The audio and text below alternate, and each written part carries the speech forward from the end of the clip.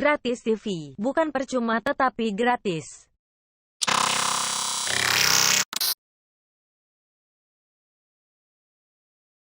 Awas! Mungkin video ini tidak sesuai bagi tontonan anak-anak. Jadi bimbingan orang tua amatlah diperlukan. Hai teman-teman semua. Berjumpa lagi kita pada episode kali ini yang akan membicarakan tentang jenis-jenis ilmu hitam yang diamalkan oleh masyarakat kita Melayu khususnya bagi tujuan dan kepentingan pribadi. Tetapi ilmu hitam yang diamalkan ini selalunya mempunyai perjanjian dengan syaitan dan iblis serta jin. Mereka yang mengamalkan ilmu hitam ini haruslah bersedia untuk mengorbankan sesuatu kepada jin-jin dan syaitan ini. Baik, mari kita lihat jenis-jenis ilmu hitam yang sering diamalkan oleh masyarakat kita. Pertama, ilmu susuk. Ilmu susuk ini adalah salah satu ilmu hitam yang banyak dan cukup populer di kalangan masyarakat kita. Susuk ini terbagi kepada beberapa jenis. Antaranya susuk kecantikan, susuk bagi menaikkan seri wajah, susuk ilmu kebal dan susuk untuk mendapatkan pangkat dan harta. Susuk merujuk kepada memasukkan sesuatu bahan asing ke dalam badan bagi mendapatkan sesuatu kelebihan. Pelbagai bahan boleh digunakan, bergantung kepada apakah keinginan pengguna. Antara kebaikan yang kononnya boleh didapati dengan memakai susuk adalah muka sentiasa dipandang manis, tidak berusia, kebal dan lain-lain. Pemakai susuk biasanya mempunyai beberapa pantang larang seperti tidak boleh memakan beberapa bahan tertentu yaitu pisang tanduk, pisang abu, tidak boleh melintas di bawah tali kain, dan lain-lain, bergantung kepada jenis susuk yang dipakainya.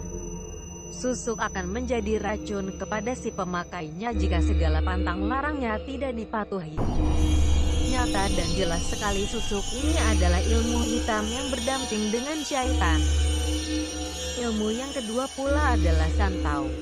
Santau atau juga dikenali sebagai 77, merujuk kepada sejenis ilmu hitam yang digunakan untuk meracun musuh. Secara umum, santau dilakukan melalui dua cara yaitu cara fisikal dan cara santau angin. Santau secara fisikal biasanya meracun seseorang melalui makanan atau minuman. Makanan seseorang itu ditaruh yang bulu kaca, serbuk ipol, bisa besi, dan lain-lain. Bahan-bahan tersebut akan memasuki perut seseorang dan akan melukakan bahagian dalam perut. Musuh yang termakan racun santau ini akan muntah darah, pitam, pengsan dan meninggal dunia. Terdapat juga jenis santau yang hanya perlu diletakkan pada baju atau kasut mangsa. Bagi santau jenis ini, serbuk kaca atau bulu akan menyebabkan rasa yang menyebabkan mangsa menggaru. Perbuatan ini akan melukakan kulit mangsa dan membolehkan bahan racun ramuan santau memasuki saluran darah, dengan itu meracun mangsa. Santau angin lebih mistik yaitu dengan bacaan jampi tertentu dan dihembuskan ke arah musuh. Bahan yang dihembuskan seperti yang bulu atau serbuk kaca akan memasuki paru-paru mangsa dan mangsa akan mengalami pendarahan dalam paru-paru.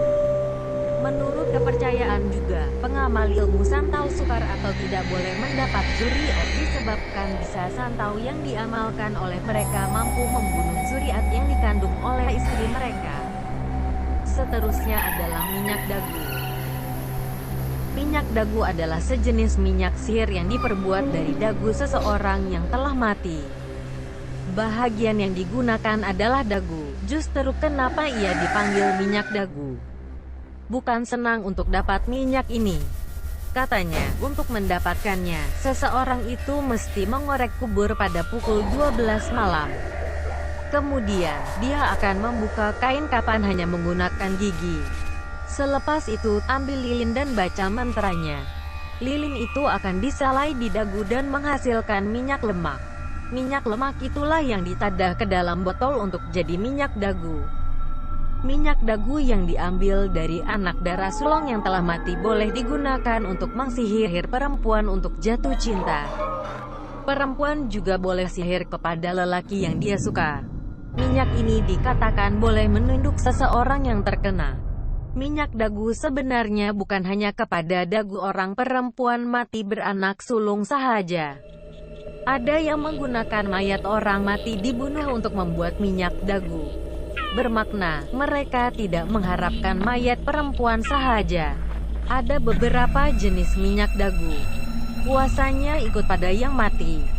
Minyak dagu yang diambil dari wanita mati karena mengandung anak sulung akan digunakan untuk memporak-perandakan hubungan suami istri sehingga akan bercerai.